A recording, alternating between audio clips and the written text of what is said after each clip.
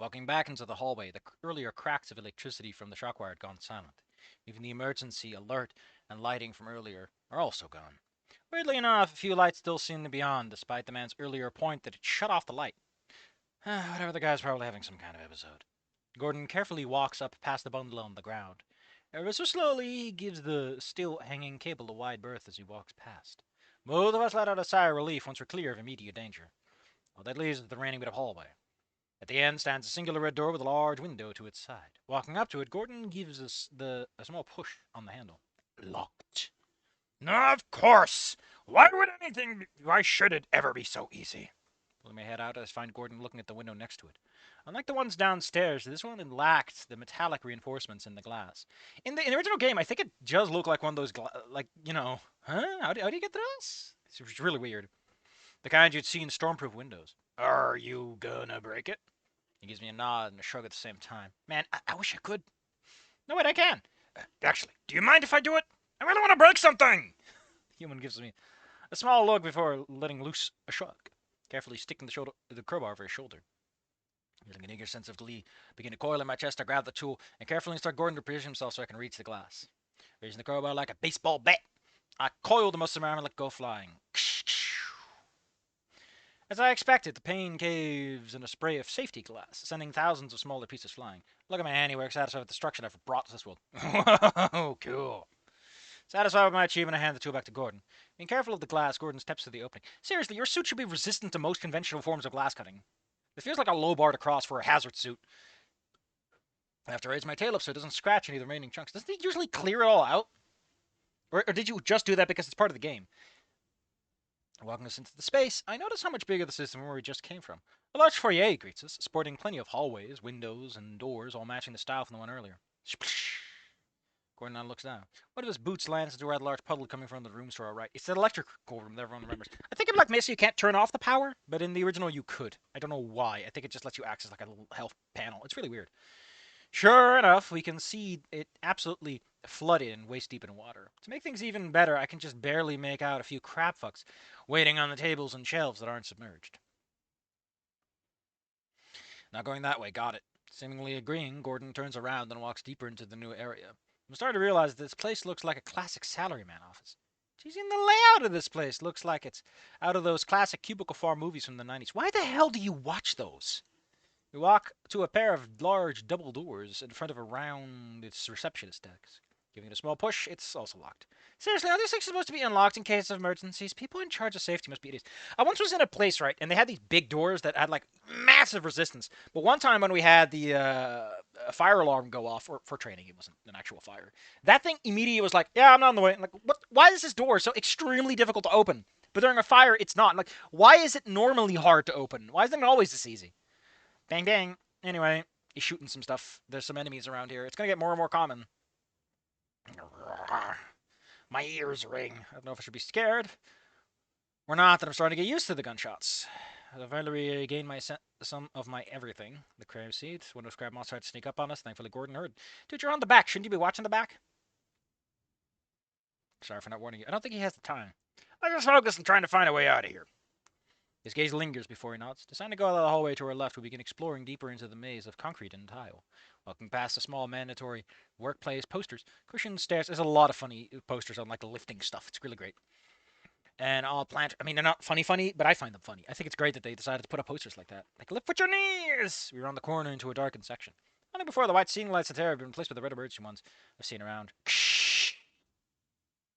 Oh, isn't this where you, yeah, this is where they get the emergency alarm. Curiously enough, the sound of static starts to emerge from the corner in front of us. Two chairs, a small table, and two vending machines. Okay, blah, blah, blah. Who fucking cares? There's a crackling radio.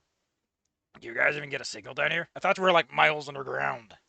I reached out to one of the ugly jacket pockets to pull out my phone. Whatever. I was in water. With my phone in my pocket. Panically, I push a button on the side. Not a sigh of relief that gives way to grimace as the screen flicks on, showing that I'm down to 42%. I was going to see if I could get a signal, but it's not exactly like I brought a charger with me, so I'll have to conserve it. Turning on the brightness and turning on the battery saver, I slipped the device back into my pocket. The human is busy leaning on and fiddling with the radio's dials. Maybe you can charge it off the HEV. Lucky me. I couldn't have found any rest down here. Now, where was I? Are you seriously gonna mess it? Mm, mm, mm, ooh. We both jumped the second, Gordon gently adjusts one of the dials, a horrific electrical screeching noise blasting out of the speakers. This is not in the original game, by the way. This is all Black Mesa. Despite the ear-shattering noise, it's a familiar one I've heard a few times when I was younger, and plenty of times online shitposting. Shouldn't you know this because your dad's in the army? The following message is transmitted at the request of local authorities. At 9:47 a.m. Mountain Time, a disaster of unknown type has occurred at the Black Mesa Research Facility. So the robotic voice chatters on, a shaky breath shudders out of my human chaperone. An inkling of concern and curiosity starts to nip at me as Gordon's gloved hands drag across his forehead, back over the top of his head. An immediate evacuation order has been issued for all residents in a 75-mile radius of the facility. This time my brow begins to rise up as the broadcast goes on. So it's not just happening here. Something big happened, and it's spreading outside, too. Maybe that's why Gordon's freaking out. Speaking of the human, he takes another shuddering breath before straightening up. Give a gentle pat on the shoulder. Shit. What do I do here? I'm not good at this. Are you okay? Concerningly, he nods without looking my way. But my lip, not sure what to do. The reason he can't look your way is because the directional sound in Black Mesa is so fucking aggressive. If you do not look at that radio, you will not hear it. If someone's talking, you will not hear them if you don't look at them. On-site military has been dispatched to provide assistance. Make sure to bring an emergency. Wait, did it just say military? I can hardly believe my ears. Broadcasting have gone by so fast. Gordon nods, apparently having caught himself. The military's coming to save everyone! The military's coming to save everyone! What about me? Despite what should have been good news, I can't find the excitement I should be feeling. If I'm really in some other universe, what's to say that one shoot me dead like that one guard almost did? They might just think I'm one of the other monsters that put me down like that. Oh god, what if they actually hesitate to... Oh. It's another Zambino! It's a Zambambabrino! He gives it a couple of good blasts. The problem is, like, I understand that you're going through Black Mesa as is, but I feel like Black Mesa is a little long for what you realistically can do with the concept, right? Like, the game is longer than the concept, especially if you're going with Black Mesa, not Half-Life, because Half-Life's way shorter. Or at least feels snappier. It might just be the design. Do it! In rapid success, the handgun lets loose a flurry on the monsters before us. I close my eyes. Anyways, blam blam blam. This is about where you get the shotgun, I think. Really scares me that he isn't stopping. Barely catch the scene of Gordon driving his crowbar into the zombie's head before the impact sends blood to my eyes and mouth. Immediately sputter and hack up. The taste of iron fills my mouth. Bleh! I don't want to die! Gordon!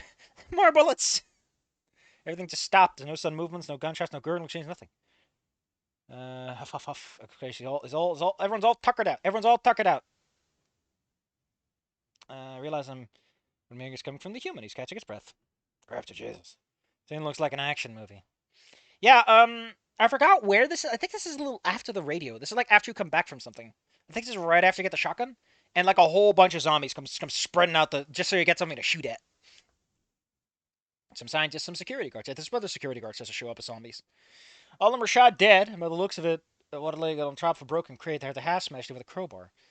Even several streaks run across the floors and wall. I think I can carry like 150 bullets, man. You're absurd. I feel like Half-Life 1 really is relying on like people aren't too good with mouse aim yet, because man, I get so many bullets. I think it's also the early parts of the game, and also playing them normal, because I'm not trying to give myself a hard time on the first gun. Go. I might replay it on hardest difficulty. Just have a little fun. Just have a little fun. Crap, Gordon. I snapped my gaze from the human's handiwork to the man in question. His face and the front of his chest are coated in blood. God. It's in the game. It's in the game. You're coated in blood. Hey! I stutter out, barely able to piece my words together. See, in effect, he rapidly blinks out whatever trance he's in. It's called a martial trance. He's in the battle zone. You good? You, all there? His response is a semi-vacant stare. Is this the zombie thing transferred through blood? Shit, please don't be turning. Should I jump out of the harness? You're not all messed up, right? Right? Question must have hit its mark as he lets out a shaky breath and brings a hand up to his cheek. Holding it before his eyes, he gets a good idea of the amount of blood on his face. His piercing green eyes drift back up to the carnage, then back down to his hand. With a choked, airy grunt, he holsters his gun and tries to rub off anything on his face. Slipping a hand under his glasses, he hurriedly tries to clean himself. There's a panicked nature in his movements. Not surprising, all things considered. I'm amazed he did that. He just single-handedly killed 4 zombies with a handgun and a crowbar. I'd be pretty shaken up too. And I am, and I didn't even do shit! The human clears his throat as he's apparently finishing his routine. Goes back a certain look my way. You okay? The last chapter, I think, is We Got Hostile, or is Blast Pit. And I think Blast Pit's like the last one of the first arc. Are you fighting soldiers by that point? I think you are. Ugh. I don't look forward to that part. Yeah, I'm good. Just a bit shaken up. Look, let's just keep moving. I don't really want to be here anymore. Or talk about any of this. Oh yeah, this is where you get the shotgun because you think I'm not going in that room, and then you go the other way, and then you come back because you have to. Give a good nod. The human turns around and draws his pistol and lowers to his side, starting its way further down the trail. As he walks along, I bring up a hand, constantly scratch my eye. However, something wet is on my cheek. It's blood. Ew, ew, ew, ew, ew, ew. Fun fact. Um, this guy, right? There's a guy you see behind a metal fence. In the game, he's like, my friend is got a crab on his head. I need to get it off, and he's all distracted, and you have to shoot him. In the Half Life, in not Black Mesa. Black Mesa's like that. In Half Life, he's way more. He's like, yeah, did you see that shot? So he's fucking dumber. It's great. Going to open double doors in a different area. What's up with my nostrils, man? Unlike the office space we just came from, this looks like a kind of cargo loading and storage area. It actually had some solid gray concrete walls from the area we had before. Maybe they're connected? Despite there being several overhead lights, none of them are on, with the exception of a singular yellow one at the end of the room giving space light. It basks the concrete floor and walls in a gentle yellow glow, reflecting off the walls. I share a quick look with the human, giving him an unsure shrug before I go back to trying to clean up any blood on my face. Thankfully, I wasn't completely caked in gore like Gordon was. Still, it's a bitch getting blood out of my skill when all you have is a beat-up leather jacket and a junk t-shirt. I grunt, leaning back awkwardly behind Gordon's shoulders as I bring the shirt closer to my face to get the nasty spot out. This sucks royally. Hey! Hey! Over here! Over here! That's from the Toy Story video game for the N64. I perk up at the sound of a voice calling over to, I guess it's Gordon. Crap, what should I do? Maybe I should say Ben Gordon back to the guy leaves. No, that's stupid. Just crap. Gordon's just making me over before I get a chance to make up my mind. I need your help! Patience, Olivia, literally. Just hope he won't shoot you on sight. If I die because of some gun-ho human, I'm going to go crazy. Oh, in heaven or whatever. I like your assertion. Carefully, I peek my head over Golden's shoulder. Standing behind a chain-link fence is a security guard waving us over. Please, we don't have much time. Over here, please, we don't have much time. Look, what are those little... We stop outside the sentence, seeing what he has to say. As I poke my head from behind, the guy goes quiet, frozen in motion, and the arm stuck out. Don't forget, don't forget, don't forget. Hey, buddy, not to alarm you or anything, but, I think you got something on your back there. My bro. Oh, goddamn, it's another asshole.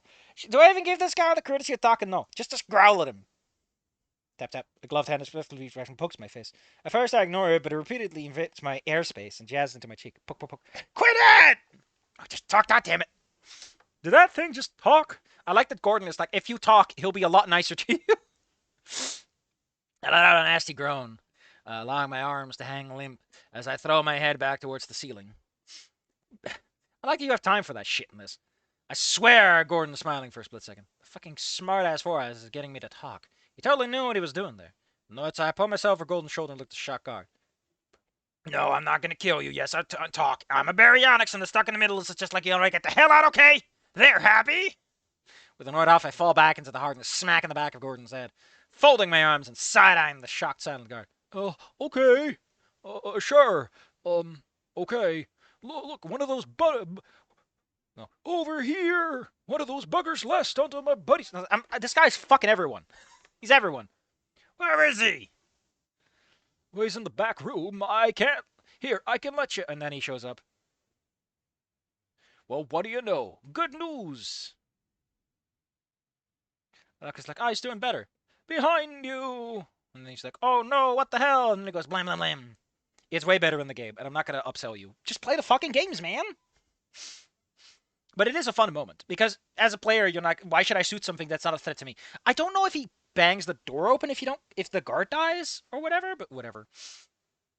The zombie's head jerks backwards. Maybe it doesn't open if he survives, and you try to shoot. I'll figure it out later. Violent jitters as a swarm of bullets penetrate deep into the monster before it can bring its arm down, sending it recoiling back down in the blink of an eye. Silence fills the room as everyone looks at the unmoving corpse sprawled out on the ground. What do my fellow guards? It's not just some killer freak. Jesus, what the fuck? My gaze drifts to the smoking gun in Gordon's hand, still aiming as if the zombie's about to rise to his feet. Same hollow look in his eyes. And Gordon is learning the killer instinct, as they say. Thanks. I owe you one. Look, I got some supplies in the back. If you want, you could go take a look and see what you could carry. I like that it's just mostly potato chips. It's fantastic. His boots click against the concrete, so go to of course kick slightly. I'll be here for a bit. I gotta do something real fast. Nodding, Gordon makes his way to the supply room. Guy's fixed on the guard. He stays by the dead zombie.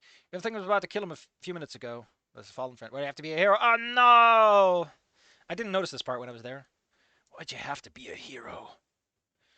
Still in the harness, audible around the corner. My stomach drops a little forwards. Became a zombino! It's his buddy, it's his friend. Oh no! This is a really weird thing to do, considering we technically already had this conversation. But I guess we're at least delving a little deeper, which is better than some fics where we just repeat the same conversation, as if nothing has changed. Enter a small storeroom near a wooden table, home electrical lamps, a few cans of soda, some chips, candy loot from a vending machine. The promise of food is enough to snap me from my thoughts. We need our sugars and our electrolytes, man. The human points towards the snacks and hold up a finger. Hold on.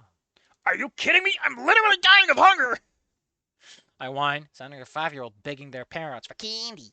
Shaking my head, the human instead vetoes my proposal and walks over to another area sectioned off by fencing. Other than a few locked crates and a few empty shelves, there's much to see here. Until I lay my eyes on it. Shut up, Kazooie. I've seen a few actions movies to know what that is.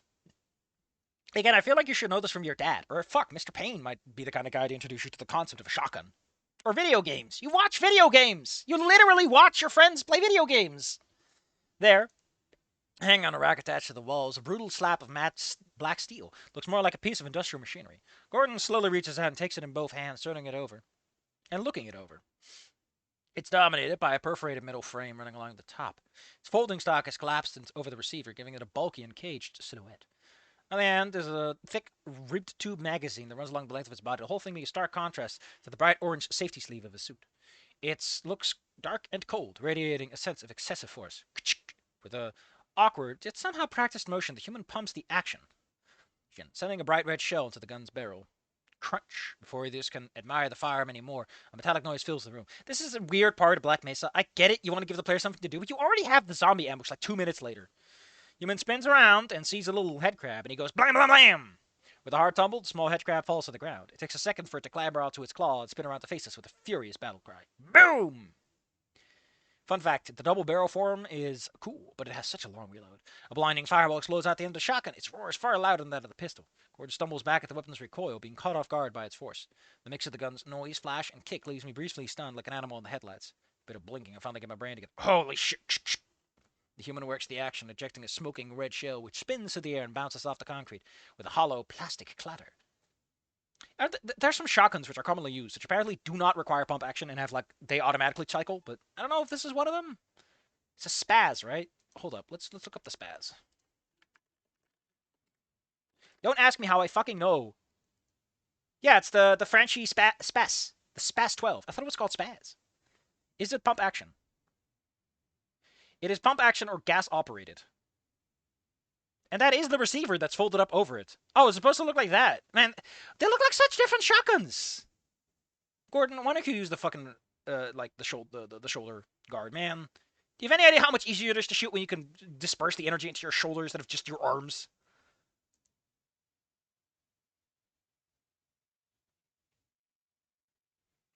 Gas operation. A portion of high-pressure gas from the cartridge is used to fire. Okay, so it can be pump action. It can be pump action. It doesn't have to be, though.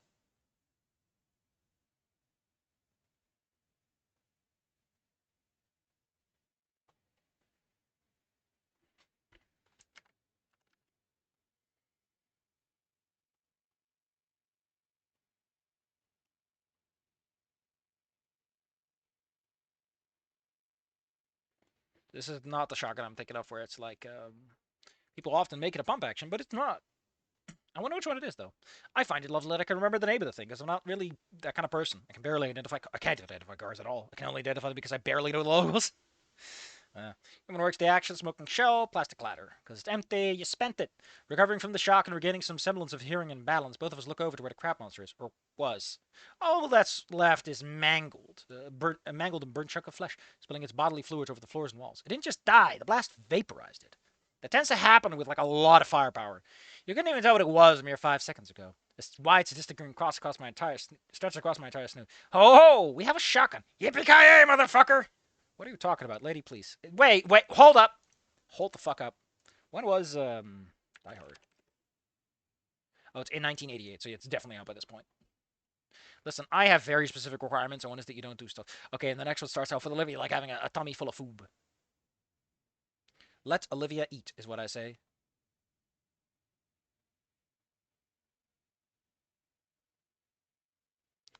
Where is this again?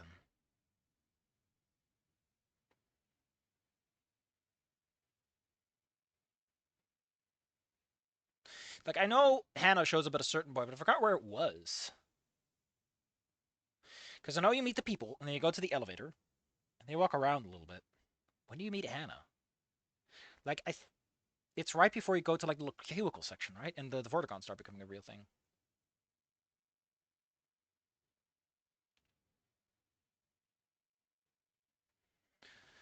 I guess we'll find out. See you guys next time. What a great show!